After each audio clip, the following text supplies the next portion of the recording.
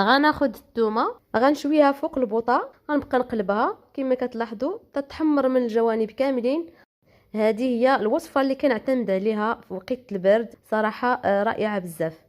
وبالنسبه للناس اللي ما تيقدروش ياخذوا الثومه كتطلع عليهم الضغط، غتستعملوا الوصفه الاولى وطريقه الاستعمال ديالها. من بعد ما تحمر غتحيدوا لها قشور وتاكلوها هكاك، اولا غديروها في زلافه وتمعسوها بفرشيطه وغتضيفوا عليها معلقه ديال العسل. غتاخذوا كل ليله معلقه قبل ما تنعسوا اولا حتى بالنهار، راه غتعطيكم نتيجه باذن الله.